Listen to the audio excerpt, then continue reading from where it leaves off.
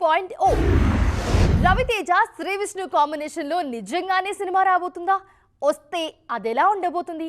Sankranti race లో ఈ multi starrer ను దించాలని చూస్తున్నారా? అసలు సినిమా టైటిల్ ఏ ఉండబోతుంది? డైరెక్టర్ హసిద్ గోలి ఈ ఇద్దరు హీరోల కోసం ఎలాంటి స్టోరీని సిద్ధం చేయబోతున్నారు?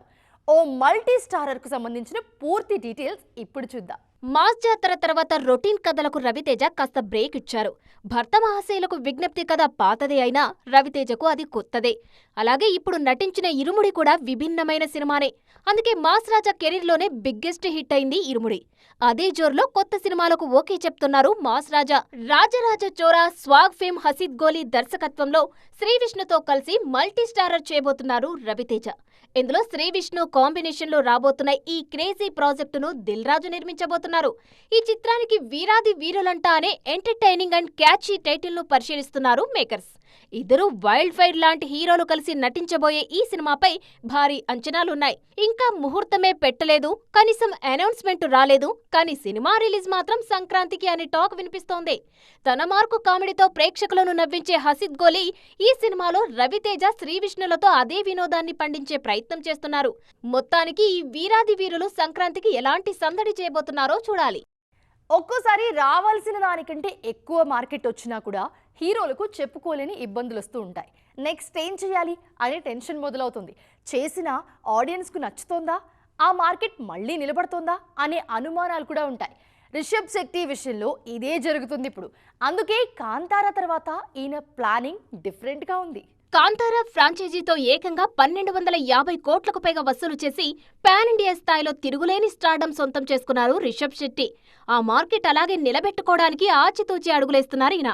ఈ క్రమంలోనే జై హనుమాన్ లాంటి యూనివర్సల్ సబ్జెక్టుతో మరోసారి పాన్ ఇండియన్ ఆడియన్స్ ను టార్గెట్ చేస్తున్నారు. సితారా ఎంటర్టైన్మెంట్స్ లోనూ ఓ సినిమాతో పాటు మరో 2-3 ప్రాజెక్టులన్నీ లైన్ లో పెట్టారు రిషబ్ శెట్టి.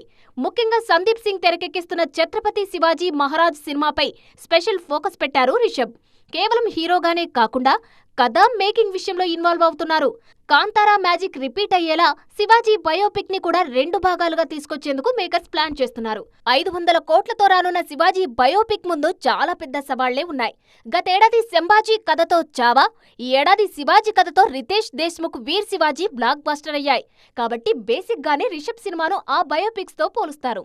వాటిని మించి అద్భుతమైన కంటెంట్ తో వస్తే కానీ ఛత్రపతి శివాజీగా రిషబ్ శెట్టి పాన్ ఇండియా ప్రేక్షకులను మెప్పించడం కష్టమే. చూడాలిక కాంతారా హీరో ఏం చేస్తారు. సౌత్ లోని మిగిలిన ఇండస్ట్రీలతో పోలిస్తే హిట్లలో ఎప్పుడూ ఓ మెట్టు పైనుండడానికి ప్రయత్నిస్తూ ఉంటారు మలయాళీలు. సమ్మర్ నుంచే అక్కడ మ్యాజిక్ మొదలైంది. బాక్స్ ఆఫీస్ షేక్ అయిపోతుంది. కంటెంట్ని నమ్మి చిన్న సినిమాలతోనే 100 కోట్లు కొల్లగొడుతూ దూసుకుపోతుంది మాలీవుడ్. కేరళ బాక్స్ ఆఫీస్ దగ్గర చిన్న సినిమాల మ్యాజిక్ వెనుక ఉన్న అసలు రహస్యం ఏంటి? కేరళ థియేటర్లు ఎప్పుడు హౌస్ఫుల్ బోర్డులతో కళకళలాడిపోతుంటాయి. గత ఏడాదిలాగే ఈ ఏడాది కూడా సమ్మర్ నుంచే విజయాలు మొదలైపోయాయి. మొన్న సమ్మర్లో బాళా 2, భరతనాట్యం 2 లాంటి వరుస బ్లాక్ బస్టర్స్ ఆ ఇండస్ట్రీకి వచ్చాయి. ఈ చిన్న సినిమాలన్నీ బాక్సాఫీస్ మీద కంటెంట్ తో దండయాత్ర చేశాయి. తాజాగా బెత్లెహం కుటుంబ యూనిట్ అనే సినిమా కుమ్మేస్తోంది. నివిన్ పౌలి, మమితా బైజు నటించిన బెత్లెహం కుటుంబ యూనిట్ సినిమాకు మంచి వసూళ్లు వస్తున్నాయి.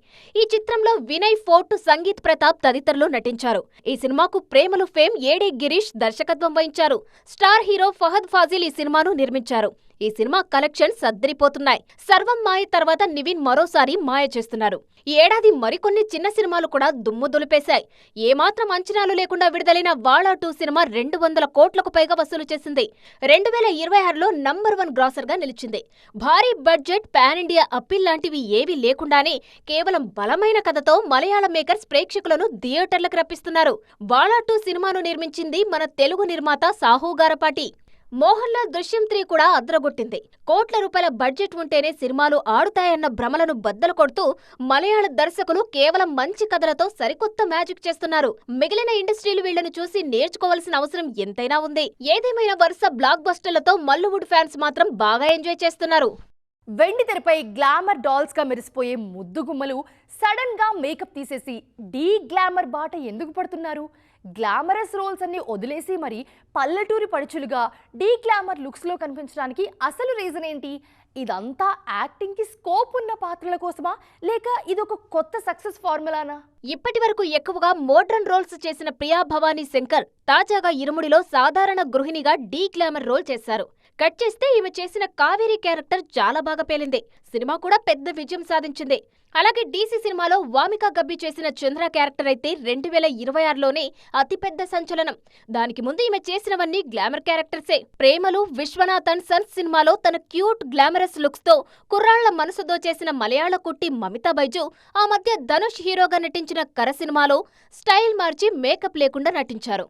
డ్రాగన్ ఫంకీ లాంటి సినిమాలో మోడ్రన్ డ్రెస్సులో తన అందంతో మాయ చేసిన కయాదు లోహర్, టొవినో థామస్ నటించిన పల్లి చటంబిలో పల్లెటూరి పడుచుగా నటించారు. బాలీవుడ్ లో గ్లామర్ ఐకాన్ గా గుర్తింపు తెచ్చుకున్న జాన్వీ కపూర్ సైతం సౌత్ సినిమాల కోసం తన స్టైల్ మార్చేసి పక్కా లోకల్ విలేజ్ గర్ల్ గా మారిపోయారు. రామ్ చరణ్ పెద్ది సినిమాతో పాటు ఎన్టీఆర్ దేవర 2లో కూడా జాన్వీ కపూర్ క్యారెక్టర్లు పూర్తిగా డీ గ్లామర్ గానే కనిపించారు.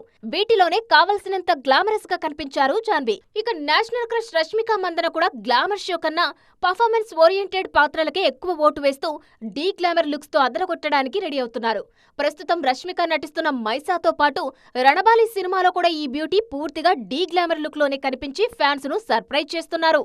చూసారుగా, ఇది ఇవాల్టి సైన్మా 2.0. మరిన్ని ఇంట్రెస్టింగ్ అండ్ ట్రెండింగ్ అప్డేట్స్ తో మళ్ళీ కలుద్దాం. అప్పటి వరకు చూస్తూనే ఉండండి టీవీ9.